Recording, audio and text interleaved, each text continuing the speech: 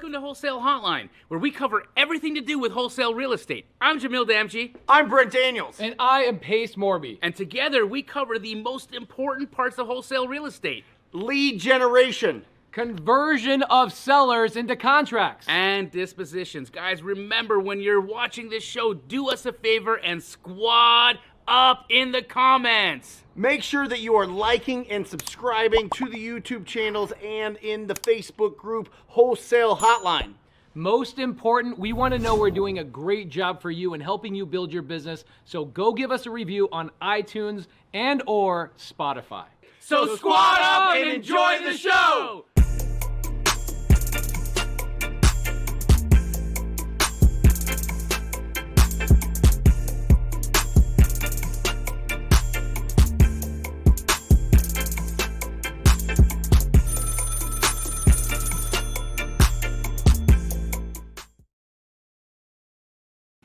What are you going to do this week to move your business forward? What are you going to do?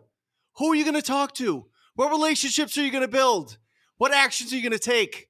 What are you going to do this week? What are you going to do? There has to be a plan, because if there's no plan, you're going to end up getting stuck in education mode. Don't do it. What are you going to do this week? Welcome to Wholesale Hotline number 173. I am Brent Daniels, Mr. Talk to People, here with the king of wholesaling, Jamil jdamji. How you doing, bro? You know What's what up? I really think we need to do? We need to take that initial message that you just gave everybody. Mhm. I think we need to turn that into an audio clip. And everybody should put that in their phones and wake up to that in the morning. That's it. Wake up to that in the morning. What You're are one you, conversation what are you away. going to do? You're What- one conversation away from an unbelievable opportunity. What's your name, sir? Come here, Nate. Nate, Come here, Nate. come here. Look at this. Come here, Nate. Nate's closing on his first deal. He's closing on his first deal. He hasn't closed it yet. Come here. Get in here. All right. And what are you making on that deal? I'm be making 17,000, What's the total deal size? 50,000. $50,000. Got Jamil making 17,000. Let's too. Share go. the deal. Yes, sir. Let's go. Let's go. Congratulations. One conversation. How old are you, Nate? 20 years old. 20 years old. 20-year-old. He's about to have a $17,000 wire, and his life is never going to be the same. And you got that deal from talking to a realtor at a meetup. At a meetup. At a meetup. So he went to These a guys- networking event and just, These guys have a real estate investing club at ASU. wow. How incredible is that? Wow. If you are a Sun Devil, make sure that you're reaching out to these guys. Make sure that you're showing up to these groups. Do they have to be enrolled in the college? You have to be enrolled. So if you are a Sun Devil, make sure that you connect with these guys. We'll make sure you guys come back up and give everybody your how do people find that club? ASU website. What's your Instagram? Nate Freeze 14. Boom. Nate Freeze Incredible. 14. Yeah, we're going to throw that up in the chat, guys. But, this is as simple as it can be, right? You get an interest in the business model. You start going to events. You start walking the walk, and you start talking the talk, and you introduce yourself to people. And lo and behold, what happens? You find yourself in the middle of a situation where there's an opportunity, and that opportunity turns into a business model. Mm-hmm. I mean, what Nate's doing right now is very similar to what I did when I first got started. I know it. We were talking about it before you got here. What a thing. I love it. And Nate's never going to be the same. And in fact, what's your name beside him? Landon, and you? Kyle. Landon and Kyle, you'll never be the same, Mm-hmm. right? Have you guys completed your first deal yet? You're close, but watching that gave you both proof of concept, right? Mm-hmm. Look, not to say anything about going to college. I think it's fantastic that you guys are going to college and you're learning, which is great. But I love the fact that while you're in college right now, you're looking at what can we do to scratch this entrepreneurial itch? How do we not wait 4 years or whatever it takes for you to get out of there before we actually start taking control of our financial futures and our destinies? Because most people who are in college right now, all they're figuring out is how to get themselves into debt. They're getting credit cards, they're buying stuff, they got student loans. They're not thinking about how to go out and make $50,000 bucks. That's amazing. What are you taking in school, Nate? I'm doing finance. I was pre-med. You were pre-med. Yeah. Wow, that's what that's what I did too, and it didn't take me anywhere. You know. Physical therapist was $85,000. Now we're 7 years of school. Wow. That's it. I'm proud of you, man. That's really, guys, give it up for Nate in the chat. What a cool thing. Hit that bell, man. Phenomenal. We talked to a seller in Flagstaff and got an unbelievable deal. An investor, she had owned 30 properties. She had owned trailer parks. She had owned cabins. She had owned land. She had owned all these properties. She's selling. She's going to move to San Diego. And we asked her that's what. opposite. Hey, Yeah, totally opposite. Flagstaff. Totally opposite. Yeah. Okay. Yeah, her daughter lives out there, so she's makes gonna sense. Okay. she's gonna do Yep, that. yep. And we asked her, like, why not list with an agent? You know, you got all these properties. She's like, no, I'm gonna sell them all myself. I was like, why not list with an agent? And so 10 years ago, she listed with an agent, one of her cabins. Okay. And they put a contractor's lockbox on it. And somehow some other people got the code for the contractor's lockbox. And she went out there with her husband, and people were partying in her cabin. And so she never trusted a real estate agent ever again. Wow. And people have a real problem with this. And this is real interesting because I want to read this text that I got from a student that said, Hey, Brent, my broker said they don't want us wholesaling because it's unethical. What are your thoughts on that? I said, change brokers. Most don't understand. And he said, yeah, he was okay with flipping though. I told him that's contradictory because you still have to buy the house at a discount. He said, well, at least with the flip, you are adding value to the seller by rehabbing the house. And he says, which doesn't make sense because it doesn't really benefit the seller. I think that on a flip, he at least gets a piece of the listing. Yeah. Right? Yeah. That's exactly what it is, right? Let's be honest. Okay. Real estate brokers who understand wholesale, they also realize that it's not a commissionable event. Mm-hmm. Right? When you are a real estate agent and you're practicing wholesale transactions, you're a principal in the deal. Yeah. And what happens when you're the principal in the deal? Well, that's not a commission. You're actually buying and selling real estate and you're taking a profit from it. Right? And so again, by the way, that real estate agent who's got a realtor or who's got a broker that says no wholesale, why don't you just do transactional funding? Did you know that I started a transactional funding company? Yeah. What is it? Well, it's flipcashtoday.com. If you guys want to look, if you've got a real estate broker who's a noodle and doesn't want you to wholesale, close on it and resell it. What if you're in a state that requires a license, but you don't have a license? Close on it and resell it. Boom. So if you're living in Chicago or somewhere in Illinois where you can only do one assignment a year and you don't want to get a real estate license, use transactional funding. Look, the dollar values of wholesale deals or property in, for instance, in Chicago, right? We're talking under $100,000. That means your transaction cost is going to be $1,000. Okay. You could make $15,000, $20,000, yet there's so many wholesalers out there who are scared to go to Chicago.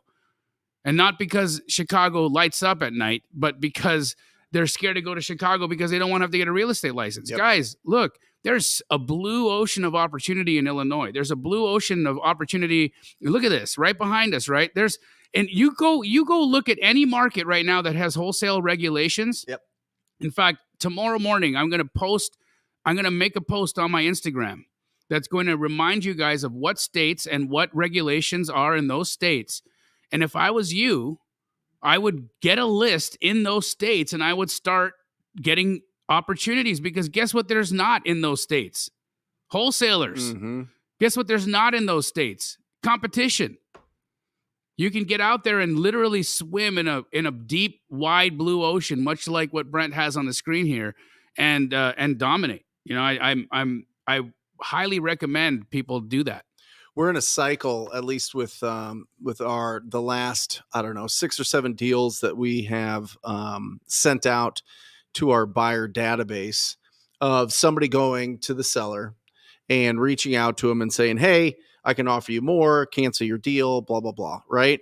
And so we're just enough with the nonsense until we can root them out, until we can find out who it is. And we're getting close. We're just closing on everything. Yeah. We're closing on everything because once you close on everything, you have control. Yeah. then all of a sudden. So, but that's the interesting thing, right? You think that brokers would be more comfortable, or people just in general would be more comfortable and find it more ethical to just buy the property cash and then sell it for some reason? I think as so. opposed to just selling the right to I think buy the property? I think what happens, right, especially when you're talking about real estate agents and brokers, Yeah. there's this idea that if they see on the settlement statement another fee, a fee that didn't go to the seller's pocket, right? All of a sudden there's this inadequacy or this feeling that the real estate agent didn't get top dollar or didn't do their job because they left money on the table. Yeah. Right. And here's the fact, okay, is that many real estate agents don't have within their network the people who could buy those properties or who could pay that additional $10,000 or $15,000 that the wholesaler was able to find. Right. Because the real estate agent, for the most part, is using the MLS to find their buyers. Right. And to be quite honest, many rehabbers and investors aren't scouring the MLS looking for opportunities. And so they're just not connecting the dots.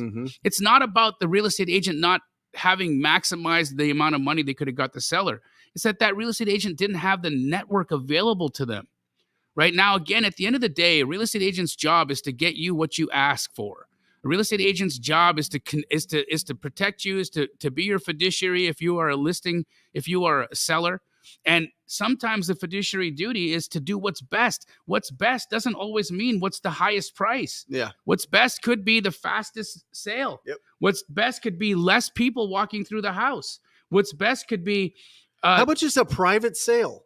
A private what if people sale, just want a private sale? Lots of people do that. There's a lot of people that just don't want pictures of their property put on the internet. Exactly. Right? Yep. I mean, it's absolutely incredible, and I don't remember who it was, and I need to figure this out. But somebody was telling me that 80% of the hard money loans that they've made are from wholesalers, or from not from MLS deals, but from wholesalers, which is really interesting. So a lot of the fix and flippers are getting their properties from wholesalers.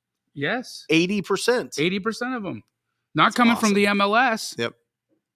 Guys, put your questions in the chat. And for those of you that don't know how to do that, if you're on one of our YouTube channels, you can just type your question in there, and our lovely producer will put the question up on the screen, and we will ask it and answer it. So if you guys have any questions related to wholesale real estate, we would love to answer them. Our lovely counterpart, Pace Morby, is in Raleigh, Durham today, buying apartment building and an Escalade subject to, which is going to be an interesting. Yeah, I mean, listen, man, that guy is going to. If he could get this coffee sub too, he would. Yeah. Although he doesn't drink coffee. All right. So I don't know what he would do with it. But needless to say, I'm sure we'll hear all about the Escalade. I'm interested to hear how he cash flows on that Escalade. I'm sure he's going to make a ton of money. He's building a Turo fleet right now. I'm going to actually do the same thing. So maybe Pace and I will compare Turos. Nice. Well, I think you've got a big head start against him. Well, I mean, with the Rolls Royce possibly, but he's got. I don't know if you noticed, but Pace he purchased like 5 cars in the last few months. No, I didn't. Yeah, he's got a new Raptor. He's got a F-350. He got a new Prius. He got that Cadillac. Have you seen that Cadillac little rocket ship? Yeah, he brought that the other week. Beautiful, beautiful. Guys, put your questions in the chat here. Matt, do you want us to pick them ourselves, or are you going to pick them? Okay, there you go. All right, so we can pick them. He said, "Do your own job." Yeah.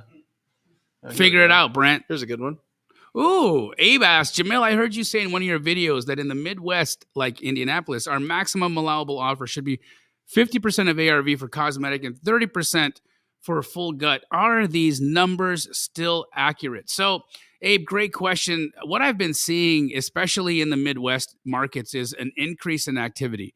So I don't believe that 50% of ARV for a cosmetic remodel in Indianapolis is going to be high enough any longer. I think you're probably going to be somewhere between 55 and 60% on a cosmetic, and somewhere between 40 and 45% on a full gut. All right. So just do the math accordingly, but 55 and 60% on a cosmetic, and between 40 and 45% for a full gut in Indianapolis. And that's pretty much the way that it's going to run in the majority of the Midwest. Great question. Does it depend on price or value? Yes.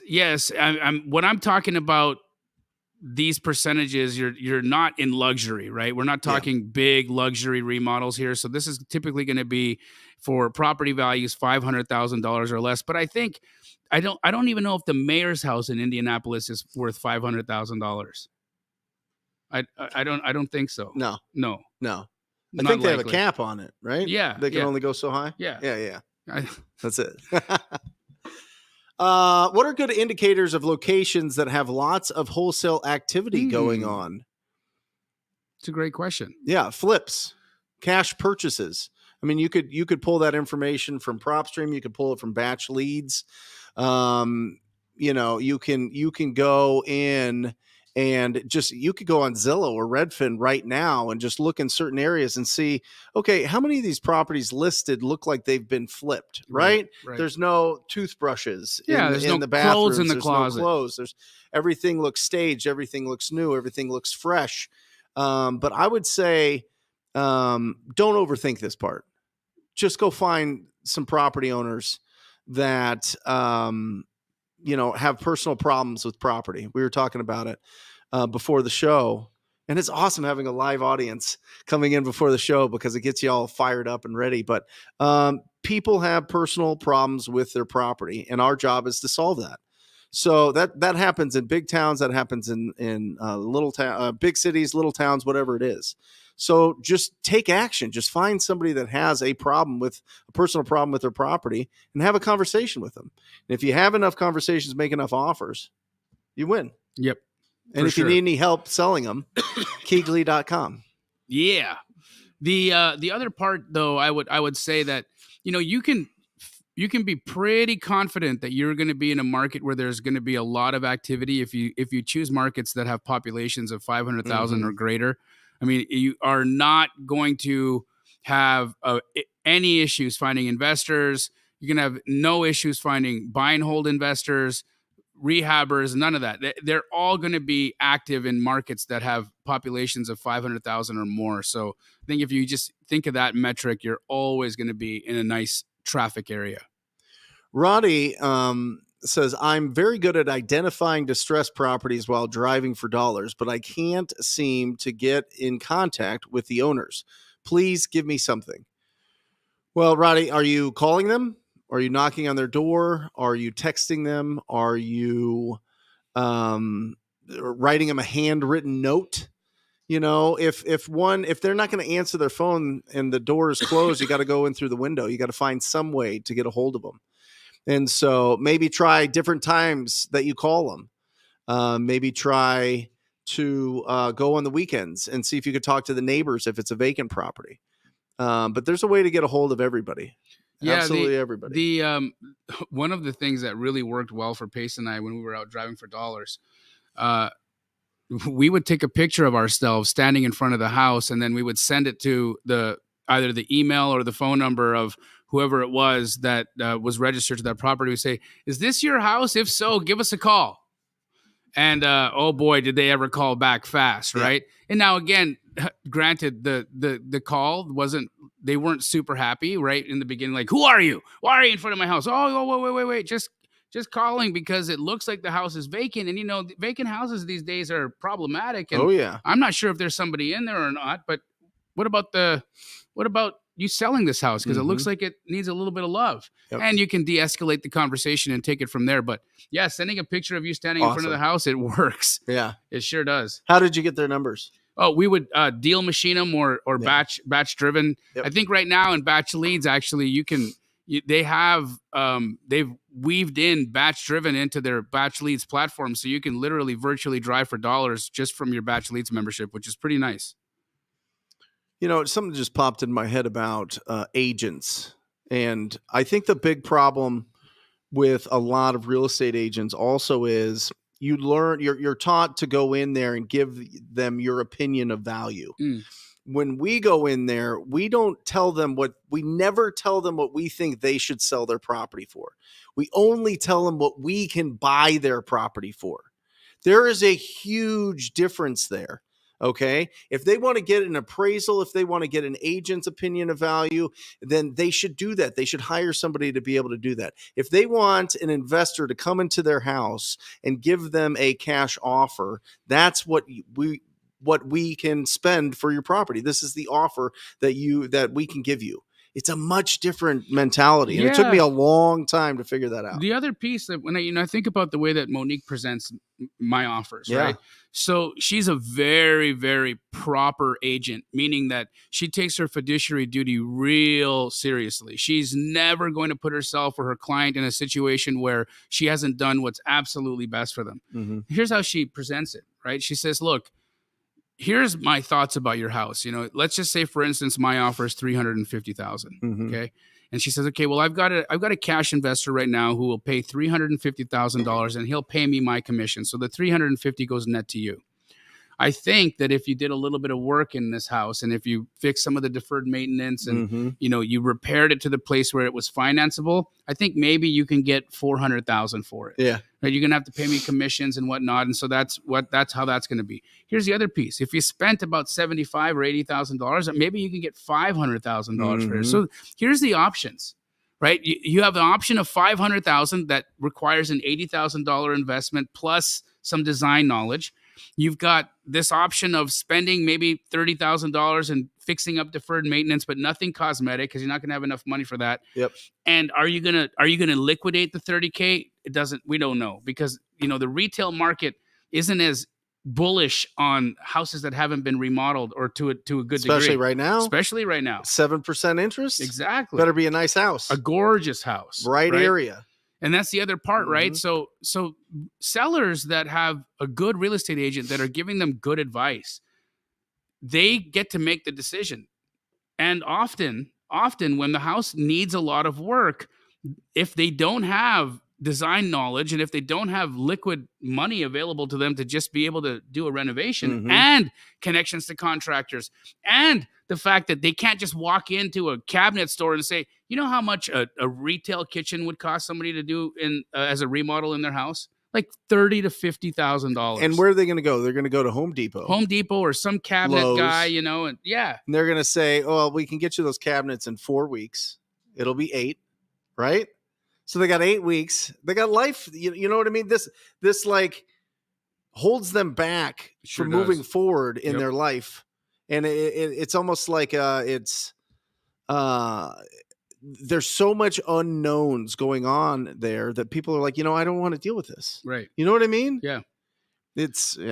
Anyway, Jasmine, there was a home I wanted to put an offer on, and because I wanted to assign the contract, the listing agent asked if I was the end buyer. She said needed to find the end buyer first before I can offer.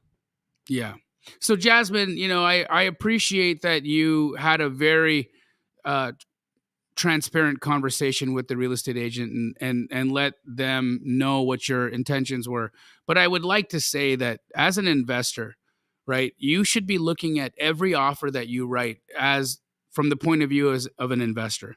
Now, investors don't necessarily have to wholesale every deal. Sometimes you'll fix and flip. Sometimes you could buy and hold. Maybe you'll find a private money lender and take it down yourself and hold it in your own portfolio. There's just so many things that you can do with a property that typically investors decide during their inspection period. So wait a second. You provide transactional funding. Correct. Is that 100% of the purchase price? 100% of the purchase price. So everybody watching here is a cash buyer. Everybody here is a cash buyer. Cash buyers. Everybody here. Correct. If the deal is right. Correct. Right? Correct. So everybody here is a cash buyer. Jasmine, you are a cash buyer.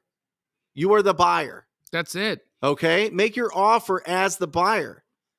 Close on it as a transactional funding if for some reason the agent puts restrictions on your ability to assign that deal. Exactly. Right? Yeah, that's a great catch. Jasmine, I think we're getting too much in the weeds here with our real estate agents to explain this assignability situation. If you got an agent who's giving you grief about an assignability clause, strike it. Just say, okay, no problem. It doesn't need to be assignable. I can close in cash, which you can using transactional funding. We don't do a credit check. We can fund within 24 hours. I mean, literally, you would get, if you had the entire time of your inspection period to find a buyer and you find a buyer, but you can't assign it, and you let us know the day before closing that you need transactional funding, we can get your deal done. Everybody on here, it's like you're Oprah. You're a cash buyer. You're a cash buyer. You're a cash buyer. Cash buyer. Everybody You're is a cash buyer. Here, and I think that this is the Rhino's a cash buyer. That's it. Look at him, the tiny one. Jasmine, I think, you bring up a really great point. Everybody has to understand you are a cash buyer. The industry is set up for us. It is set up for us. It is. You're pouring the income that you've made over years and years and years into a fund to be able to provide transactional funding for everybody on here. Yes. Because I see the regulations are going to continue coming. Of course. And as wholesalers, guys, we need to step up our game. We can't just walk around with the same antiquated tools that we had 5 years ago, where we're constantly begging for earnest money or asking real estate agents to defer when earnest money is due because we're so broke, right? Or not being able to close on a transaction because we don't. Guys, this is 2023. You've got Gator lenders in the chat. I bet you there's 100, 200 Gator lenders in the chat right now that would be willing to lend you EMD. You've got Jamil over here who is willing to give you transactional funding on any one of your deals. Why are you still walking around like you can't perform? Yeah, let me just explain this. If you have a deal that is $200,000, okay, and you have a buyer that wants to buy that deal from you for $215,000, what Jamil is saying is Jamil will wire in to the title company and the closing attorney $200,000 for your purchase of that property. In the same day, your cash buyer is going to send in $215,000. Now, are you going to incur some we charge fees? 1 point. Yeah. Okay. That's so it. $2,000. So now you've got $13,000 that you get to keep from this, and it closes on the same day. He wires it in, gets it back, gets $2,000. It's a beautiful business, by the way. Yeah. Beautiful business. But now you have, and what's your capacity? We have 20 million. 20 guys. You need to imagine. You not even imagine. You need to understand. You have $20 million backing you. $20 million backing you. But I've never done a deal before. Doesn't matter. It doesn't matter. But I live in Connecticut. Doesn't matter. But I live in Texas. It don't matter. But I'm so scared. I've never thought that big before. It doesn't matter. We got you covered. He's got you covered. Transactional funding. Change the go in with confidence and certainty that you can close these deals. That's it. Isn't that great? Let's go. Yeah. Let's go. Absolutely incredible. So there you go. Everybody's a cash buyer. You're all the cash buyers. Yep. Are you traveling? So we're headed to Boise, Idaho. Oh, that's right. Yes. On June, I believe it's June 11th to 14th. Pace and I are at the Circle with Brittany Arneson and AJ Osborne. Yep. It's going to be a very, very good event in Boise where, AJ and Brittany are incredible. We've had Brittany on the show here before, and they are very, very heavily into the self-storage world, right? There's a lot of money to be made in self-storage. In fact, I've never done a self-storage deal before, personally. I've never done one before. I invested with Andrew Abernathy, who builds Class A all the way up. Yep. And phenomenal business. Is really it interesting good business. Returns? Really interesting. It's long term. Got it. He's still building them. Okay. So he just finished the first one in Gilbert. They've got 4 more getting ready to go. It's like a holding company. Got it. So I own a share in a holding company. Awesome. Yeah. Awesome. Yeah. I mean, so it's patient money. It's patient money. It's long-term money, but great depreciation, I'm sure. Great, great long-term benefits. So phenomenal. AJ asks, what are the pros and cons of being a licensed agent while being a wholesaler? By the way, Kansas City and DFW. Yeah, AJ, I've had a license since 2004, and having access to the MLS is awesome.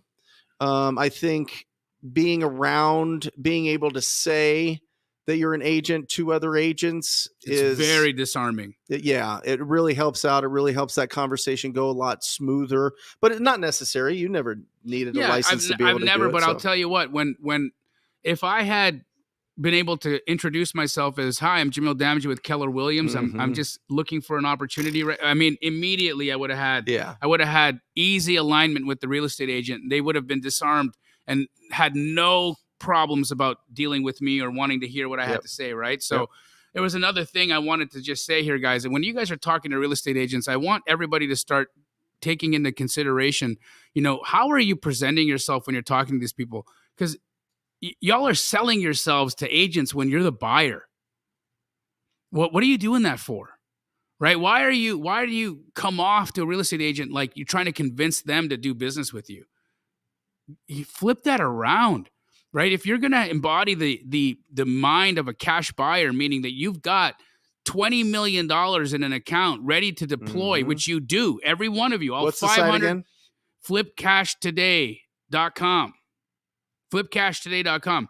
Every one of you has access to $20 million in funding right now, every single one of you. So what type of person, how do you talk when you got $20 million in the bank? How do you approach real estate agents, and what tone? Not being a mean person, but in how confident are you when you call an agent knowing you've got $20 million to buy property? How confident are you when you call them? That's it. Right? It's You can listen, I can write a check here and close this house. Let's talk about price. Right? You should have the confidence of somebody who's got $20 million backing you, because every one of you do. Yeah, I remember when I was starting out, my first 3 deals, I went and I brought them directly to the cash buyer as an agent. So he paid me 3%. And I said, well, how do I get the big checks like you? He's like, well, do you have the money to buy the properties? I was like, no. He knew that. Right. And I was like, he was kind of, he was putting me down. He was pulling the big guy card. And I was like, no, I don't. And then I talked to a buddy of mine, Gus, who had a transactional funding. Yeah. And he's like, I'll fund 100%. And I was like, what? And it was like, yeah, I'll give you 100%. As long as it's a deal, I'll give you 100%. Right. And that day forward, I made changed. millions. I mean, literally something in my brain clicked, and I was like, oh, it's all set up for me. Right. All I have to do is go find the deal. Correct. All I have to do is find the opportunity. Right. The money will come, because we are getting discounted assets. We are. So the risk for the lender is very low. So you've got so much pulling for you. You got so much wind behind your sails as a wholesaler. It's absolutely incredible. And it feels like a cheat code. And a lot of people think it is a cheat code. They're like, how is it legal? It's like, like any other business model, that's what we do. Yeah. You find product at a lower price and you resell it for more. Mm-hmm. That's the entire do you know how many warehouses? I was driving around in Los Angeles. There's an entire section of the city which is all warehouses, and all they do is wholesale things. Yep. From everywhere from Persian rugs to bongs. Mm-hmm. Right. I mean, they got everything for sale in there. Right. And so when I pulled over and talked to some of these guys, what do you think these guys are doing? They're buying things at discounts and they're selling them to stores for more money. Amazon is wholesale. Exactly. It's the biggest business in the world. Exactly. It's all wholesale. That's all they do. Yeah. It's incredible. Here's what will stop you from having confidence. This will slow down your confidence, is not understanding values, not understanding how to comp the properties, not understanding how much to offer on those properties. That's what's going to stop you, because when you bring something that's not a deal to a transactional funder, they're not going to give you 100%, because they're going to tell you that it's not worth that much. Right. They're not comfortable lending that much because it's not a good deal. Right. Exactly. So before you get to that point, you get that heartbreak that you're going to feel. Learn how to comp. Yes. Learn how to understand values. And if you don't know how to comp and you don't know how to understand values, find somebody that does. Bring them the opportunity. that you know that you've talked to a property owner and they are going to sell this property, and you did get some idea of what price they want, bring it to somebody that knows how to run the values, and they'll help you so that you don't make mistakes. That's the whole point of this show. That's the whole point of this industry. This is the whole point of you guys going on tour for the past 4 years, was to squad up with people that understand values, and you go and you put your hard work into finding opportunities. You match that up together and you can't lose. Exactly. Because a property that is bought right is already half sold. Correct. It is. It's you find a great deal, you will find a buyer for it. That's right. Heidi asked a really interesting question. I don't know if you can find it here and pull it up, but her question was, I believe, and I'll read it while I can see it here. How does a newbie with no money of their own, who has never closed on a property, fund a closing for a wholesale? Okay, so what Heidi is asking is, she wants to purchase the house and list it on the MLS or list it on the retail market to try to maximize profitability. And so again, remember that a lot of these hard money loans are non-recourse, non-qualifying loans. And there are a few 100% financiers in the state of Arizona who will loan you 100% of your money or 100% of purchase price to hold. Right now, transactional funding, which is what I do, we don't lend to hold. Yeah, we lend to transact. But for instance, Frank West Capital, Gus Brown, I believe that's who you were talking about. They are 100% financer here in Arizona. Now they do charge 18%, and they do charge a couple of points origination, right? So it's not going to be cheap. But what you could do is submit your deal to Frank West Capital, and they will evaluate it. And if they feel like you've got a good deal, and if they feel that wholetailing this property is going to work, they will loan you 100% of the money. And they're going to charge you 2 points origination. So you have to add this into your fee structure. You have to add this into your margins. Could you absorb 6 months of interest-only payments at 18% plus 2% loan origination and still make a profit? If you could still make a profit with that parameter, then it probably makes sense as a wholesale deal. If you could not, then it probably makes better sense for you to wholesale the property instead of taking it down and putting it on the MLS. Because again, if you don't have this property at a good enough price to absorb 6 months of interest only 18% and 2% loan origination, it's probably not a wholesale deal.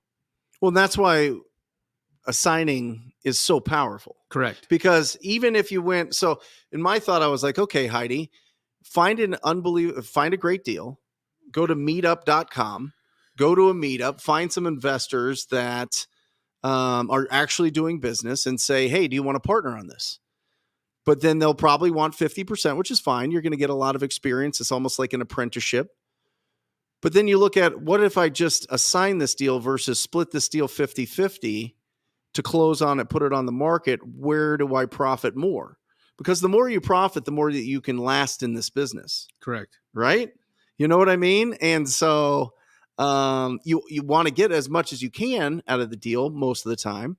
And so it's kind of a tough thing to decide if you're going to get 50% of a bigger pie, or are you going to make more if you're going to just assign that deal. And typically I have found that if you assign it, you net more, and there's a lot less hassle. Because remember, as soon as you close on a property, insurance, you got to get that, right? You got to turn on utilities typically, maybe not.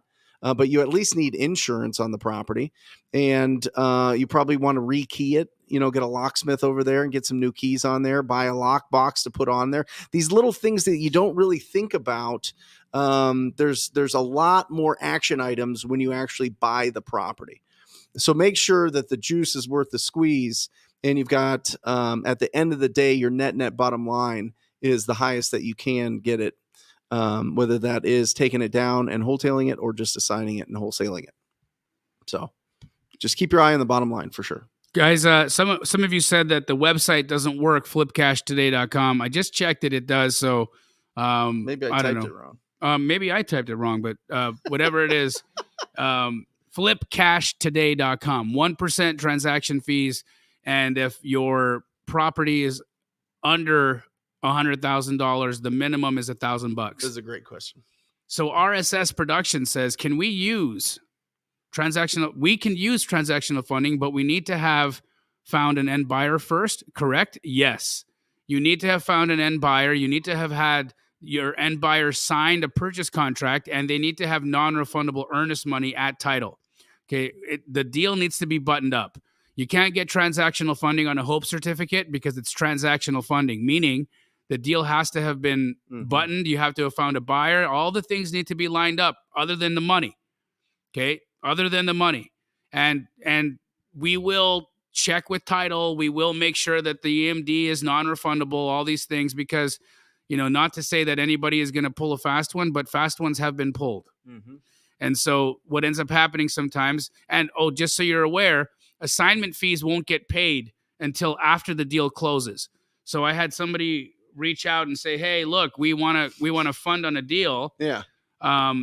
We have $1 million assignment on it. And we'd like for you to close it and then hold it until the buyer can close it on Thursday. Oh. Right? So pay them $1 million fee before it closes. No. And then the buyer will close a few days later. Unfortunately, we just can't do a deal like that, right? No. It's too risky. It's just too risky, right? So write you $1 million check. What happens if your buyer disappears? Yeah. Not possible. I like this. George Gomez asks, what percentage equity are you looking for when it comes to pre-foreclosure deals?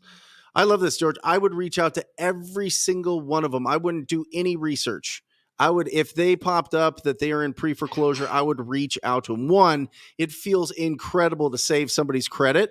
And this is coming from somebody that had the worst credit score of all time at one point. So I really understand what it means to like scratch and claw your way out of terrible credit, because credit really affects a lot of random things that you don't really think about. So helping people save their credit is really, really, really awesome. Plus, listen, if there's no equity in it, you can certainly do a sub 2, which I think the sub 2 community in the chat here can let you know how often they're helping people out of those situations. But you can do a sub 2. You can lock up a sub 2 and wholesale a sub 2 and make something from it if you don't want to keep that property. You can refer it to a real estate agent that can save them from foreclosure. And if you're licensed, you can get a referral fee. If you're not licensed, well, maybe you work out a deal with that agent to pay for your skip tracing and to pay for your dialer, right? And to pay for your mailers and to pay for your bandit signs and to pay for your website and all of these things that they can do to reinvest in your relationship outside of just giving you a referral fee. Okay. Make sure that you check with your state and make sure you understand what you can and can't do in that. But, or you just find a great deal that has a bunch of equity in it and you help them and you do a traditional wholesale. So every time we look at it and we open up our toolbox, it's either a hammer, a wrench, or a screwdriver. The hammer, not really, but is a cash offer. The wrench is a creative deal. And then the screwdriver is a referral to an agent. And if you really understand that you can use one of 3 of those tools with anybody that you talk to, it's going to really open up the opportunities that you have. And if you don't understand the paperwork to it, if you don't understand, how to explain it to a title company, find somebody that does. Exactly. Find somebody that does. There's 600 of them in the chat right now. Find somebody that does. Somebody is working in your market that'll help you out for your first couple so you understand the process. Yes, sir. And once you do the process, it's just rinse and repeat, rinse and repeat.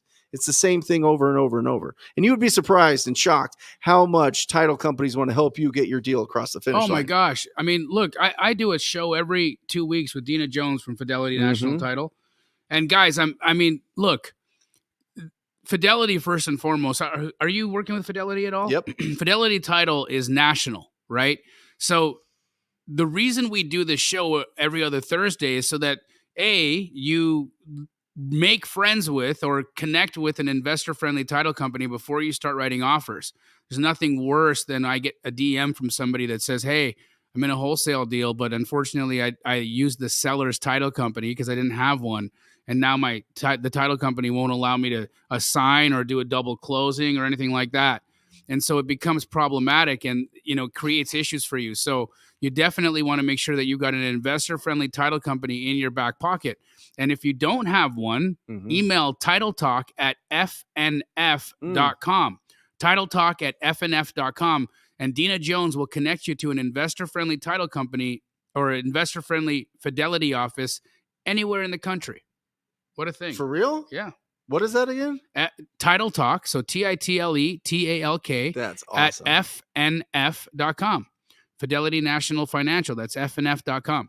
And look, guys, like Brent said earlier in the podcast, everything is set up for you. From your title vendors to your money to disposition wholesalers to help you find a buyer. I mean, look, Nate went to a meetup. Okay, he talks to a real estate agent who has a deal in Casa Grande. He then hooks up with the Trainer Bros, who are a couple of Astro flipping phenoms. They helped you with the paperwork. They helped you get all the stuff, all the T's crossed, all the I's dotted. Helped you with your numbers, I imagine, right? Then he does what? He sends his contract over to a disposition wholesaler, which is Keegley, and we sell it for him, and Nate's going to be $17,000 richer. Quite, that's pretty incredible, right? How many different people were available to you to help you along to get the deal done? It's like the entire thing was just set up for you, right? What a cool thing to be able to walk into. It's great. What mystery is left in the transaction? Is there anything you're like, I just don't get what's happening at this point? I asked the Trainer Bros all questions. They were super awesome about answering everything for me. So, And you split the deal with them? yeah, How much are they going to make? 17. 17. So any questions you had, you asked them. But now, is there any mystery? Now that you're going through it and you're closing your first deal on what, the 13th? Yep. What is there something that you're like, I just don't understand this part? I feel like I could do it all myself. You could do it all yourself Yeah. after your first deal. Absolutely incredible. That's awesome. Yeah. What KPIs should wholesalers set for themselves when they're going direct to seller? What KPIs should wholesalers set for themselves direct to seller? It depends on what you're doing. Are you going to be marketing or are you going to be prospecting? So marketing, people call you. Prospecting, you call them. Great. You want to track your contact rate. So how many people do you call to get a contact? Okay. How many contacts do you need to get a lead? And how many leads do you need to get a closing? Okay. And then, so that's kind of the broad strokes of that. And then you have to understand from the buyer side what percentages they're buying at. But that's really it. How many people do you need to talk to get a lead, to get a deal, to get that closed? That's really it. Keep it real simple. And usually it's 1 out of 200. 200 Yep. people that you talk to that own a property that needs some love, that needs some renovation, should do a deal, right? So, yeah. So anybody out there, if you're wondering, oh man, how many people do I need to talk to? 200. Talk to 200. Talk to 1,000 people before you hire somebody. How about that? Did you talk to 1,000 people before you hired anybody? Oh my gosh, bro! I talked to thousands of people before we hired somebody. Right. It. At the end of the day, you have to really understand what you're doing before you try to bring somebody into your world and try to pay them to do it. You got to know what it is. You got to understand, because look, at the end of the day, who are they going to talk to if they have questions? You. Who are they going to look to if they need help? You. And if you don't know how to do that, if you haven't sat through a day, if you haven't sat through a month, if you haven't sat through 6 months of prospecting and doing the job, how can you expect somebody else to do it and be able to support them in that role? Right? Well, listen, I have been self-unemployed my whole life. Okay. I like that. And I remember going into the real estate brokerage for the first time, and the broker's up there and giving a speech about this whole thing and sales and all this, and never done it. Right. And everybody's sitting there like, this guy has no idea what he's talking about. This guy has no idea what he's talking about. That's how you'll look Right. if you don't put in the work. I'm just telling you, hire as many VAs as you want, because they're not going to like look at you like that, because you're going to be like their king, right? Or queen. But the fact is, they're not going to grow your business. You got to go out there and you've got to build the momentum yourself, and then bring on incredible talent. And the more confidence and the more certainty you have, and the more that you're closing, and you're going to stay, your posture is going to be taller. You're going to have more electricity in your voice and your eyes, and people are going to want to be around that. You're going to be a magnet for it. And you're either going to have some unbelievable partners and then be able to grow a big, huge company like Keegley, or you're going to be able to bring in really unbelievable talent with people that you know, or that people that are just interested in what you do, and you're going to be able to grow a real business. And it's awesome. Yep. And it's awesome. OG Candy Mac, happy birthday. Everybody give OG Candy Mac happy birthday. Happy birthday. In the comment section. Absolutely awesome. That's a great name, OG Candy Mac. OG Candy Mac. And this is the absolute truth. I love it. Jay says, once you get your first 5-figure check, shiz gets real, and the fear turns into frustration. Ooh, the fear turns into frustration. What's the frustration? From not getting it as fast as you want, or not having more of them come through? Yeah, I mean, listen, what did Alex Ramosi said? Goals are just something that you want, and you've made an agreement with yourself that you'll be unhappy until you get it. That's true. Right? So maybe that's the frustration there. Yes. That's built into that. I don't know. This one's for you. Yeah. LaShawn Williams asked, what adjustments need to be made for lot size?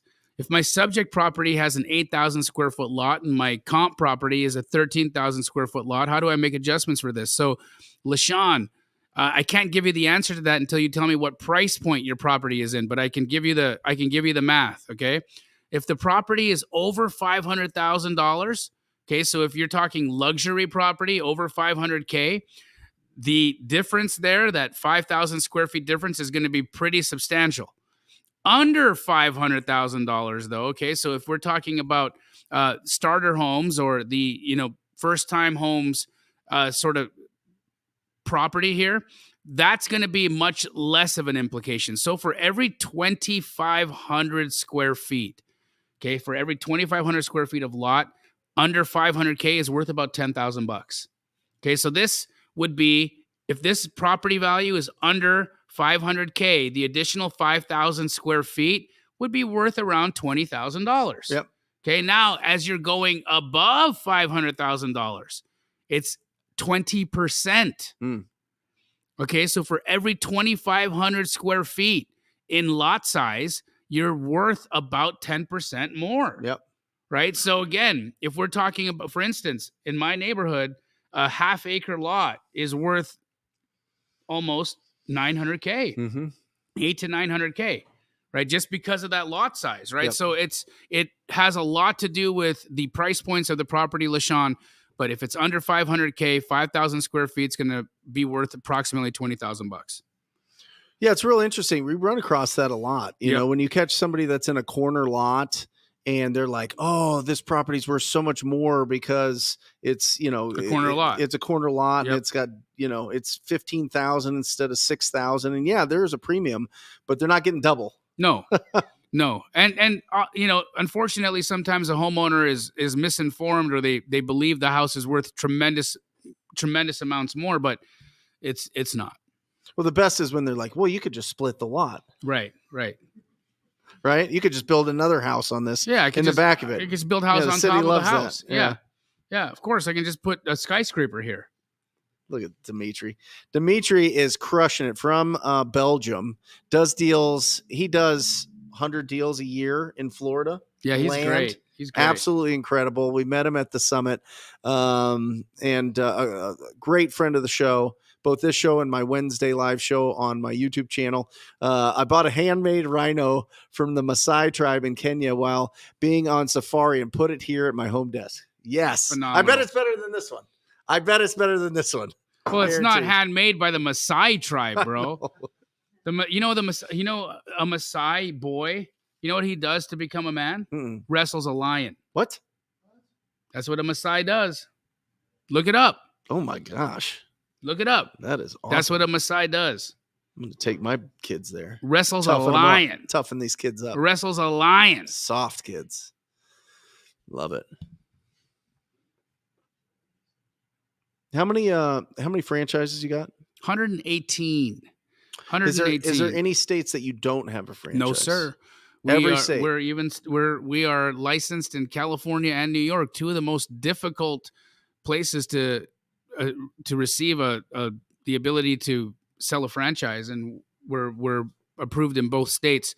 The beautiful part about it is we made the Entrepreneur Magazine's top 500 franchises. Yeah, Come on. Yeah, we're actually we're really high up on that list. I don't know the exact number, but it's phenomenal. I'm very proud of the results that our franchise team and the corporate team that supports the franchises are doing. It's incredible. Yeah, it's really neat. That's incredible.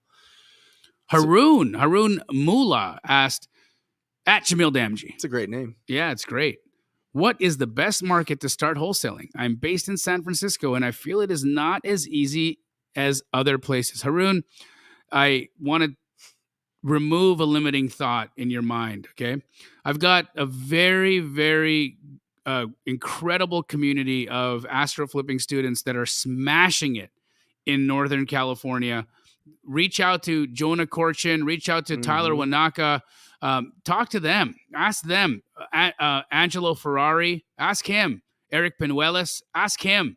Is San Francisco or Northern California hard to wholesale? Absolutely not. It's the same as any other place in America, right? As long as you've got investors buying property and as long as you've got houses that need work, you are going to have a market for wholesale. So I wouldn't overcomplicate it, right? This feeling that you have is fear, is a subconscious fear that's just going to, it's that same sense is going to happen wherever you are. Wherever you work, if you allow that voice to drive the car of your life, that voice will keep you stuck.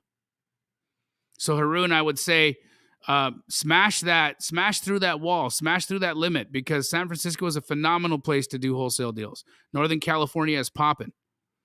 Yeah, I talked to one of my Rhino Tribe members, Mike, in San Francisco, and he's like, I need to figure this thing out. I only did 10 deals last year. And I was like, okay. What'd you make? And he's like 718,000. And I was like, do you want to teach the class or do you want to do a mini course? Like, yeah, I mean, I mean, the deals are just bigger. I mean, there's just bigger deals. I mean, bigger price points mean bigger deals. So Jonah Korchin's in the chat right now. Haroon, if you're in the chat, go hit up Jonah. He's in the chat right now. Talk to him, ask him how scary it is out there. He'll be honest with you. In fact, he's always looking for people to join him and squat up with him. So maybe the two of you can be friends. I love this guy, by the way. Mm-hmm. Have you met Joel yet? I don't know. I don't know that you have, but bro, I don't know. This Where guy, does he live? I met him in, I think it was Houston, Texas. He's been on this show for years. Oh, he's phenomenal. Yeah. He's such a sweetheart. Yeah. But this little guy will pick your ass up. Mm-hmm. He will lift you over his head. He is strong as an ox. I'm not kidding you. Really? Yeah, he's fun. He's wonderful. I accept your challenge, Joel. Okay. Anytime wrestling match. He will lift you up. He'll lift you up. He already did. He will WWE shoulder press your butt. Okay. Awesome. Best way to use title companies to find us deals, buyers, private lenders, etc. Love title companies and the relationships with the long-term ones as they want long-term business. Idea. Yes. The number one thing to do for title companies is to give them files, deals. Yes. That's all they want. That's it. Yep. I am telling you, you consistently bring your transactions to the same title company and escrow officer, and they will open up all the doors. And that's why I think it's powerful. I saw that somebody didn't have a great experience with Fidelity. There's a lot of Fidelities, guys, and a lot of them are run by different people and managed differently. And it was saying something about he was making too much money and they didn't want to do the deal, so they had to close. Is that happening in some states? I mean, are some assignment fees too big that they're like, look, you can't do it? We were just involved in a deal where a local lender. I mean, we had a nice fee on our HUD, and the hard money lender says, "Oh, Keegley's making too much money." So we're not going to lend that. We're not going to lend all of the money. We want the borrower to come down on their LTV, right? Well, it just so happens that there's a lineup of other lenders who wanted to do that deal. But title companies, have you heard of that? I've heard of some title companies. I'm sorry, I misheard you. No, it's yeah, some title companies will have 120% rule. Okay, so if your assignment or if your resale is 120% of your acquisition, they may have a problem with it. Yeah. Okay, but that's a lot. 120% of what your acquisition cost is. I mean, that's a really big fee. So it could be possible that they have an issue, but it's very rare that you're going to ever do a deal where you're going to have an assignment fee that's 120% of your purchase price. But they would close it on a double close or a transactional funding or something. You can transactionally fund that thing all day long. Yeah, they just want you to close it and then resell it. They would even be okay with you double closing it. It's the assignment that they have the problem with. So again, guys, remember you have $20 million in your back pocket. Why are you acting like you're broke? You're a cash buyer. Yeah. And you're a cash buyer. And you're a cash buyer. It's so good. By the way, guys, So just a reminder, Wholesale Hotline is a podcast. It's not just a live show here on Mondays. It is a podcast. It's got Jerry Norton. It's got Pace Morby. It's got Jamil Damji. It's got myself, Brent Daniels. Every single day, 7 days a week, we put out something on that podcast. And we just went over 200,000 downloads for the first time ever in May. That is For bananas. a month. Yeah, absolutely bananas. That is bananas. 200,000 So thank you of guys. you guys are downloading this podcast. Who are you? Thank you.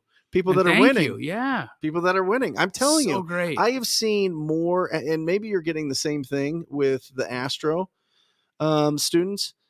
More people have texted me and posted to our Facebook group of the deals that they're doing right now than ever before. True. It is bananas. People are closing more deals left and right. It's crazy. I don't know if like the interest rates went up and all the people that were just kind of like, 1 foot in, like totally bounced. But I feel like it's just wide open. This is the best year we're having. We calculated. And this is self-reporting, so we don't even have all of the Astro community report. Yeah. But for quarter one, the Astro flipping community did over $13 million in assignments. $13 million. Awesome. That's crazy. Bananas. That is crazy. And that's what you did last month. No. I'm not joking. Absolutely incredible. Remember, guys, if you're just jumping on here now, give them the website again. Flipcashtoday.com. That is your transactional funding source. If you guys aren't walking around like you've got $20 million in your back pocket, you do now. You do now. Okay, flipcashtoday.com. We can be your transactional funder. 1%. That's it. 1% of your acquisition cost, and we will close your deal for you, and so that you can get away from needing an assignment, so that you can get away from having to worry about this whole, I don't want to tell the realtor I'm a wholesaler, or the realtor won't let me wholesale this. Whatever it is, just start behaving as a buyer, because you can be the buyer. Mm-hmm. I love this. Untethered Property AR LLC says, Brent, Jamil, we appreciate you both for tonight's episode. Money bag, flying money, money bag. In the past, those are emojis. I'm just saying it for the crowd because you guys can't see it. In the past, you have stated new wholesalers should do a few deals before they level up. Could you please tell us more about that?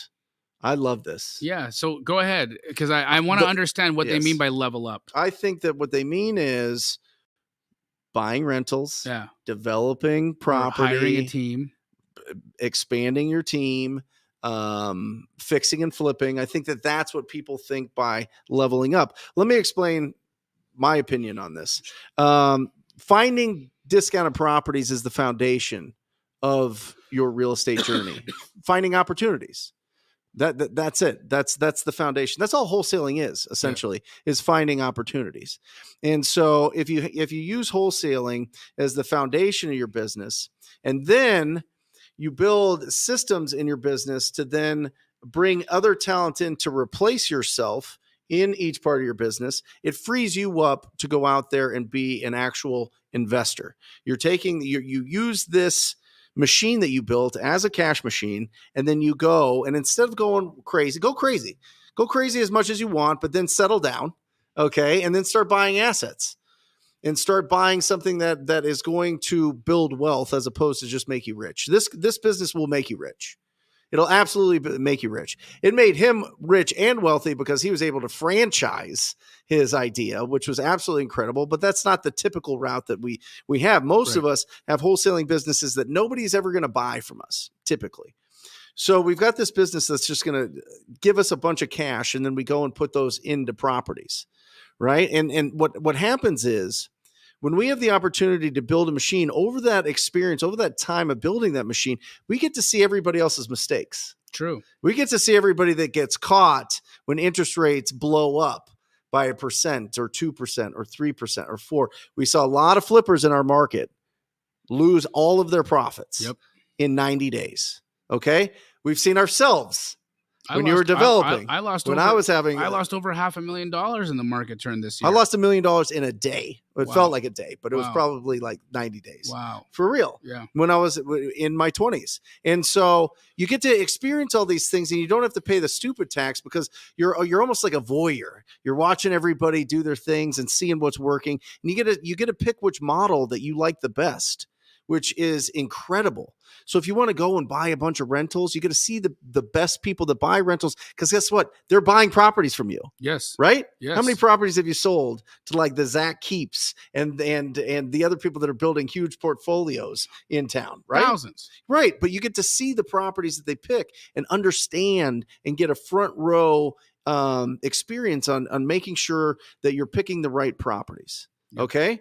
And then, so you get to, do you want to fix and flip? Are you creative? Do you want to do really cool Airbnbs? That's cool. Do you want to do multifamily or single family houses? You get to see all of these investors, and you get to see all the mistakes that they make, and you get to pick the best path that you want to follow. And that's why I think doing wholesale deals to level up is critical. But I don't think that you should do that until you build a business that runs without you.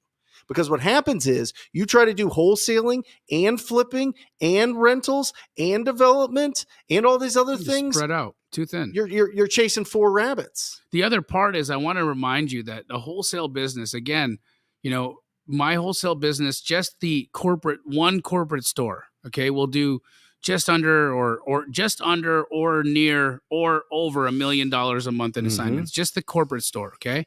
So think about that.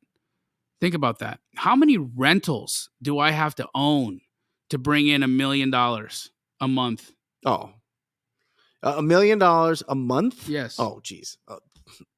I don't know. 500 million? I mean, just too many. I mean, it's a lot. Not if you own probably 100 million if you own them free and clear. Right. But if you had leverage on, probably $500 million. Guys, that's what blows my mind. I get 40 to 60,000 a month after taxes from my wholesaling business. Do you know how many? How many rentals you'd need to own to do that? Come on, bro. I mean, unlimited. Literally, you probably need to have $20 million worth of rentals to bring home, and after tax, to bring home that kind of money after tax. Yeah. It's crazy, bananas. Yeah. And it would take you decades to build that. Oh, yeah. You couldn't just... Keegley was built in 6.5 years. 6.5 years. You can't accumulate that many rentals and create that kind of a cash flow from buy and holds that way. It's a cheat code. It is. Build this thing up and then go put it into assets. I think that's what's really exciting. We get excited because we want to own property. We want to be real estate investors. We read Rich Dad Poor Dad, and Rich Dad went and bought all these properties. He had a ton of businesses getting him to buy those properties. You know what I mean? Yeah. And whether or not that's even a true story or whatever else, it doesn't matter. It's just understanding that if you have this cash machine coming in, you can constantly be putting it into assets and building long term, as long as you're disciplined. And I think building an actual business and understanding the ebbs and flows of that business is going to make you a better investor. That's why it has business owner, investor in the cash flow quadrant. Yep. Everybody wants to jump to investor from like employee or self-employed. And then they wonder why 85% of the deals we do are from tired landlords Right. that Right. haven't repaired those properties because they don't Exactly. have the money to. Exactly. I like Charles Madden's question. I'd like to get both of our take on this because he wants a very streamlined question Look that's at that doggo. that's non-noodled. Do you see me and Grant talk about noodles? Mm-mm. Mm. What's a noodle? Go watch the episode. Okay. I mean, you're sitting right next to me. Okay. It's a person. It's somebody who's limp. Got it. Who won't. And I mean that in a non creepy way. Okay. I mean that in like somebody who has no stiffness, who won't stand up for themselves, who won't show up for themselves. Got it. Right. They're just like, they just flop around in life. Yeah. That's a noodle. Got it. Yep. Okay. What constitutes a deal? Can we outline the basic principles in a nutshell without all the middle ground stuff? Just a point A, point B, and etc. Thanks. By the way, don't be a noodle. LOL. Don't be soft. Okay. Here's a deal. All right. You go and you talk to an investor and you say, hey, I want to find you a deal. What are you looking for? And they say, I'm looking for a property in zip code 85012. I want a 3-bed, 2-bath, and I want it under $300,000. And then you go into that zip code and you find every property that you possibly can that fits that criteria. And then you try to have a conversation with the property owner. Now, the more that those properties need renovation, updating, upgrading, the better. That's where you're going to actually provide value to the property owner and to the person buying that property. You're going to have a conversation. You're going to match up that seller with that buyer, and you earn what's called an assignment fee. Yes. You put that property under contract so that you control who purchases that property. And then you either close on it with transactional funding or you do something called an assignment agreement where you assign it and they pay you an assignment fee. Man, that was great. That was great. Guys, give it up for Brent. That was probably one of the most succinct definitions or explanations of what a deal looks like start to finish. Charles, I just want to give you one little piece because I think what Brent did there was fantastic, and there's no point in me trying to do anything better because it's impossible. But what I want to highlight is when you say what's a deal, I'm going to just tell you about identifying the opportunity. Okay, because if you want to know what constitutes a deal, it's a property that has some potential in it. Okay, I don't overcomplicate it any more than that. Does this property have potential? What could that potential be? Potential could be redevelopment. Mm-hmm. That potential could be in adding value or renovating it. That potential could be as a possible rental, right? So what you need to do as a wholesaler is you need to be able to identify what's the play. What's the potential? How can somebody make money on this property? And if somebody could make money on that property, you have in your hands a potential wholesale deal. That's it. So you have to be able to identify where there's opportunity. If you can identify where there's opportunity, you can do this business without really needing anything. Just having the eye for looking for that potential opportunity, and it'll make you filthy rich. Mm-hmm. Who determines the value in a property? The buyer. The buyer, Charles. So what constitutes a deal? Whatever the buyer says. That's it. So you got to find out what they want to buy and then just reverse engineer it. All right. I like this real quick. Michael says, so you should wholesale everything the first year. What if you found a really, really, really good investment opportunity? Still wholesale. I think about this all the time. I really do, Jamil, because there was a couple of them that I was like, wow. There's a couple Haver homes that I wholesaled that I got at just silly prices. And this is just for me, Michael, but it's not time management. It's not priority management. It's not energy management. It's attention management. And I know that as soon as I buy a property, if it needs a lot of work, if it needs redesign, I'm gonna go down that rabbit hole and I'm gonna be real distracted. My attention's going to be off it, and I'm going to get real excited about it. And it's going to pull me away from the boring stuff that I have to do every day. And listen to me, building a successful business is super boring. Like once you get it rolling, it's super boring. And what happens is, as entrepreneurs, we're like, I hate being bored. So let me go do something that's exciting. And then all of a sudden you stop doing the boring stuff and your business fails. Exactly. Or starts going down. Exactly. And so I know with myself, if I find this really great deal that I'm going to keep as a rental, it better be ready. It better be ready to go. And I don't have to do much to it, or I'll get real distracted. The other piece too, Michael, is when you get those really, really, really sweet deals, man, do you know what that does to your list? Do you know what that does to your buyers? Mm-hmm. You know, I'll tell you what, we get good deals every day, right? But I mean, some of those home run deals that are just like Nate's deal, for instance, right? One of those just fantastic deals where you get to make a pile of money on it, right? Those opportunities. Think about it like this, right? When your buyer sees that deal come through and they call you and you got 30 people blowing your phone up and everybody's like trying to get the deal, and you got to tell 29 people that the deal sold. That's the best day ever. The best day, because you sold it to the first person who pulled the trigger and got it done. And then you have 29 other people who are like, don't sleep on this guy's deals. Don't sleep on his emails. Watch his emails. Pay attention to this person. He sends out great opportunities, and I'm so mad I missed it. So it's very good to get those great deals and send them out and let somebody buy them, because it trains your buyers to know that you're the real deal and you actually bring phenomenal opportunities to the table. I never want to keep those. I always want to sell those guys. Mm-hmm. Ooh, I just don't like there's something to be said about sitting on a Saturday afternoon with your significant other and just not thinking about business. You know what I mean?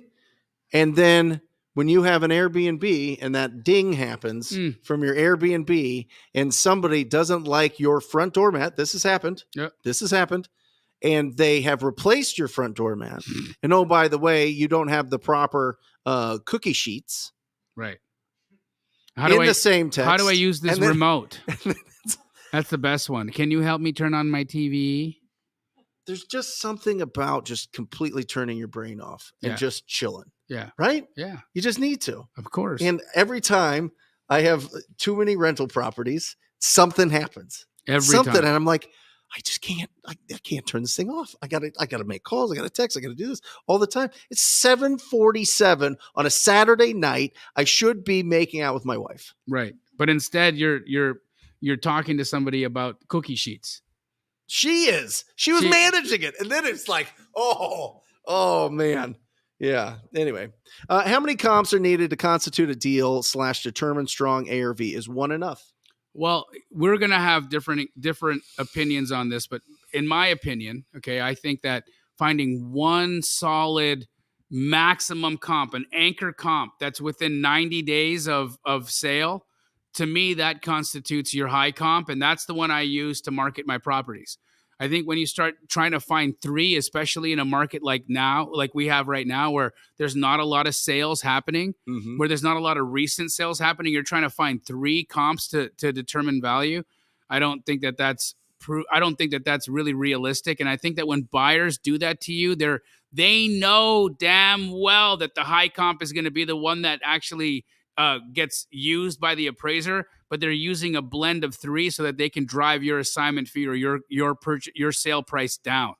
All right, that's one of the oldest tricks in the book from one of these rounder buyers to try to trick you into using a blended comp so that they can drive your ARV down so that they can get a better price. But they're going to absolutely use that high comp when they're marketing the property, and when they're pressing an appraiser to establish value. You think they're going to send a blend of three? Absolutely not. They're going to send that high one. Yeah, as long as the floor plan is somewhat similar, or you know what I mean, like it's not 2-story versus 1-story. It's not some crazy 1970s designed house versus a 2004 house type of thing. You know what I mean? If they're similar age and similar construction and similar floor plans, 100%, you need one for sure. Yeah, I one always comp. use one. One If there's comp. one, we're using that one for sure. Exactly. That's the high end. And I really like using pendings right now. The properties that Yeah. are under contract in this market are showing us really what's going on. They are actives and pendings. Actives are not, you can't use those, but they tell you where the market is trending. Right. And pendings are tell you where the market is. Mm-hmm. So they're very important to look at. Love it.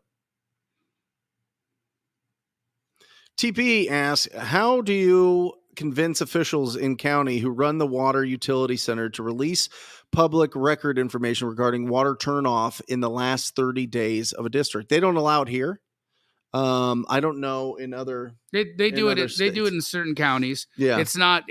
Is it county? Is it state? Is it I utility believe company? It's county-wide. Yeah. Or it's probably a city, right? So I know the city of Phoenix won't give you a water shutoff but list. they will give you the code violation. They will give you code violations, which and is so, hand in hand. Yeah, really. they're pretty similar. But TP, I don't know if I should call you toilet paper or TP, but maybe I don't know. Maybe your name is Tyler Perry. I don't know. I knew it. Right? What's up? Right?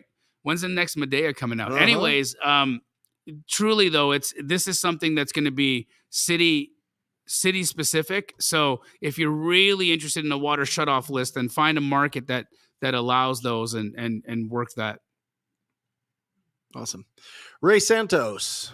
Guys, can you touch on how to actually manage the cash that comes in the business, not to overpay yourself, not forget about taxes, and know how much to reinvest in the business? What a great question. I'll let you go because I'm gonna rant. Yeah. So Ray, I am a very conservative person. I operate different from a lot of people that are in the space. I personally don't like leverage. I don't get loans on my personal property. I have got loans on my rental properties. I own everything outright in cash. And I just do that because I went through the financial crisis of 2008. And I remember what it was like when I had no money coming in and a lot of liabilities. And so I'm setting my life up. Which will happen to every single entrepreneur ever. Correct. It will. There's going to be a time. Correct. Where it's going to be, you're going to go through tough times in your business. It will. And so I've set myself up to manage that, right? So for me in my life right now, my rentals, they are all owned in cash and they produce money for me every month. I don't have a mortgage payment, right? And so to give you an example about when Keegley was first starting to bloom as a company, I remember when Brent and I were talking and I was telling Brent how much I was taking home, right? Again, we were bringing home near $1 million, where we were bringing into the company near $1 million in assignment fees every month. And I was taking home $10,000, $10,000 a month, right? That's it. I was taking home just enough to live, just enough to pay all the bills, just enough to be able to go out to a nice dinner every once in a while, but $10,000 a month. And I did that for years and years. And I saved everything else. Okay. Even now, I'm not going to bore you all with what my monthly take home is, but it's a lot more than $10,000. And I spend less than 10% of it. I spend less than 10% of what my monthly take home is, and I save everything else. I take out an immediate 25% for taxes, and everything else that's available, I invest in rental properties, or I put them in a hard money fund that pays me 10%, 8 to 10% until I've stacked up enough money to go buy another $1 million rental. And that's what I do. That's how I manage my business, because the way that I see it is, look, I'm a very simple person. I don't need a lot. I don't need, Gucci, robes or anything like that. I just like living. I like living a normal life. Yeah. Right. And so, but at the same time, I've seen my tax bill get crazy. I had a $1.4 million tax bill this year. If I wasn't saving for that, I would have smashed in the face with a frying pan when that bill came in. Right. Think about that. So that's how I operate. I spend about 10% of what I bring home, and everything else I save and put away. How about you? Yeah, well, first of all, we're different in a lot of ways. you wanted to create a big business. You had a big vision for really expanding Keegley, and to do that, you need partners. Yeah. I don't have that. I don't believe. I think that partnerships are unnecessary in our business. I think it's great if you're getting started, but there should be a conversation that goes, okay, we're going to reevaluate it every 6 months to see if we should just be two awesome businesses or keep this one business. But what I've seen 99.9% of the time in real estate is 1 + 1 = 2. It doesn't equal 5. And it makes no sense. You're just hanging out. Actually, most of the time, 1 + 1 = 1. Right. Because one person is the engine of lead generation and the one really bringing in the money, and the other one is the one that's taking care of the transaction. You can get somebody to take care of a transaction for $250. Right. All right. Most people get partners because they can't hire people, and they shouldn't hire people until they get their ball rolling. All right. And I don't care. I have had partners that are my best friend. I've had a partner, Dustin, for a long time. And once we split, all of a sudden my income doubled, his income doubled, and businesses just went crazy. So number one thing I would really caution against is partnerships. Number two is if I keep 90 days of operating expenses in an account, everything else I take home. Everything. And I don't even see, I used to just take it home, set aside a bunch for taxes, pay the big tax bill. Now I don't even see it. I'm getting taxes pulled out before I even see it. I have it set up because I just don't want to go through that whole thing where you're sitting there on $2 million in an account and you're like, oh, I could lend this, I could do some stuff. And then all of a sudden you're like, wait, I got to pay taxes. Yeah. So I don't even see it now. So it's after tax money that comes into the account. And I scrape everything over 90 days. And I try to take as much as possible. And I would tell everybody that you need to, it's income minus profit equals expenses. And let me explain. If you think it's income minus expenses equals your profit, you're going to let your expenses balloon as soon as you start getting big deals. You're going to see $50K in your account for the first time. You're going to lose your mind. You're going to see $100,000 in an account for the first time. You're going to really lose your mind. And then all of a sudden you're going to hire people that you don't need, that don't really have talent, but are really cool and really awesome. But right. And then all of a sudden your expenses are going to balloon up and the profit going home is going to be way down. But if you keep, and not only that, but if you don't have something sexy as your profit that you want to take home, you're going to get distracted. Yeah. And you're going to start 17 other businesses, or you're going to start doing all this other things. And then everything else is going to just fall apart. All right. Like, take the money home, make it something crazy. Make it like 25,000 that you want to take home every month, 30,000, 50,000 every single month. And until you're there, you're not going to start any other businesses. How about that? And then it's going to make sure that you're disciplined with your expenses, because if it's income minus the money you take home to put into the assets, like we talked about, but you're going to pay so much in taxes. Yes. Let me explain. You are going to pay taxes. They will tax you when you die. They will tax you when they're going to tax you. There is no avoiding it. It is the rent that we pay to live in this country. And unfortunately, the more value you provide, the more taxes they're going to take from you. You know, it's interesting because Grant and I got into a scuffle when I was on his podcast, mm-hmm. right? Because I told him I had a $1.4 million tax bill this year, and he says I got a $275,000 refund. Yeah. Right, just like that. Yeah, right? sure. And so I thought to myself, okay, well, you got a $275,000 refund. That means that you showed a lot of losses, mm-hmm. right? If you showed a lot of losses on your tax return, that means that you've got a lot of liability. Mm-hmm. And if you got a lot of liability, if tomorrow morning you can't, for whatever reason, earn. If tomorrow morning, or for whatever reason, your tenants can't pay. If tomorrow morning a hurricane comes and blows through one of your properties, but you still owe the mortgage company, because look, a hurricane hits a multifamily in Miami, for instance, and guess what happens? You think the mortgage company is like, hey, Hurricane Heidi came and blew this property over. You don't worry about the mortgage payment. We know you can't make it. You think that happens? No. But if all of your tenants, the insurance money will come right away. Oh, it doesn't come right away. Can take years for those to come in.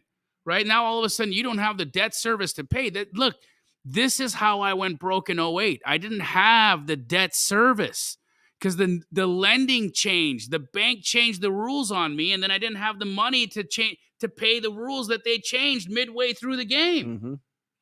Right? And that's how it works. Yep. So I went broke. I lost everything. $12 million disappeared in months. Mm-hmm. Can you imagine making $12 million and in a matter of a couple of months, it's all gone? That's what happens when you mess around with leverage and leverage comes and bites you in the butt. And you have to look at your family. It's terrible, dude. Terrible. Cash. I love it. Last question here, and then we'll wrap it up. If you guys could go back to like 18, 19, 20, would you FHA house hack to like start building your asset portfolio? Question is, if we were 18, 19, 20, would we house hack to start building a rental portfolio? No chance. Not a chance at all. Yeah, because for me, not that there's anything wrong with it. There's a lot of people who house hack and they pay their living expenses, and it makes sense. They're in a fourplex or whatever. They got 3 of the units paying for their 1 unit, and that's cool, right? Does it make sense for some people? Absolutely. Did it make sense for me? No way, right? Because this is how I was living. I didn't own my first property. I didn't own the house I lived in for quite a while. I was paying dirt cheap rent. And I was bringing home a lot of money, and I was still paying dirt cheap rent. And I actually rented right up until the house I live in right now. I was renting, right? And I have no problem with that because I had no liability.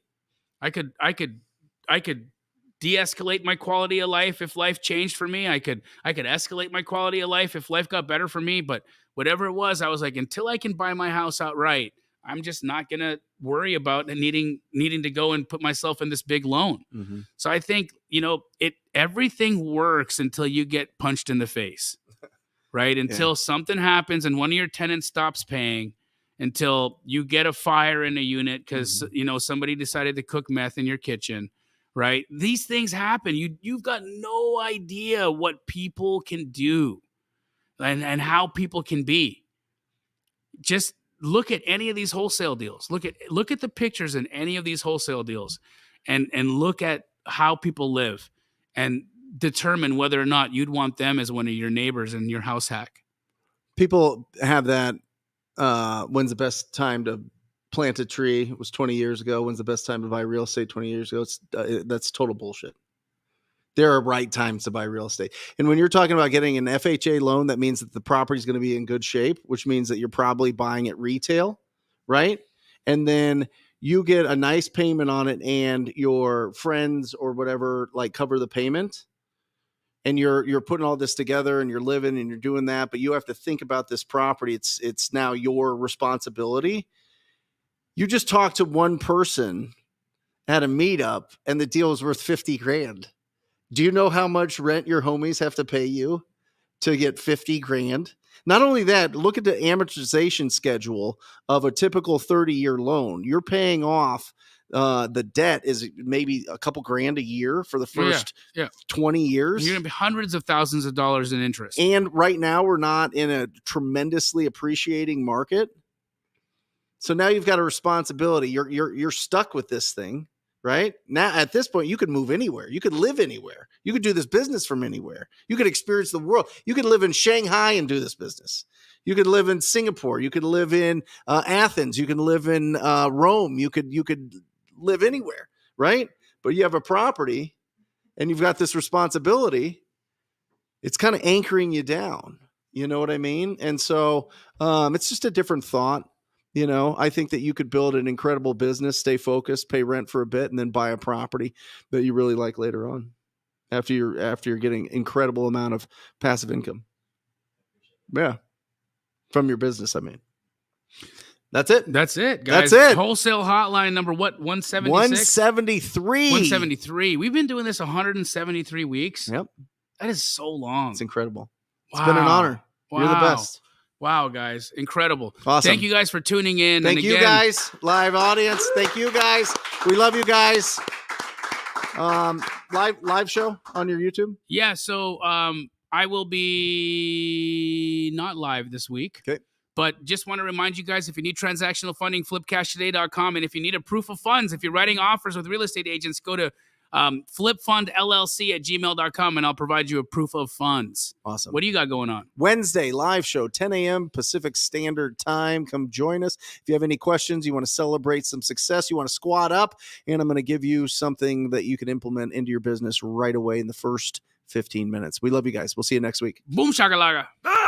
Or just say squat up. So squat up and enjoy the show. Yeah. Yeah. Okay. 1, 2, 3. So squat up and enjoy the show.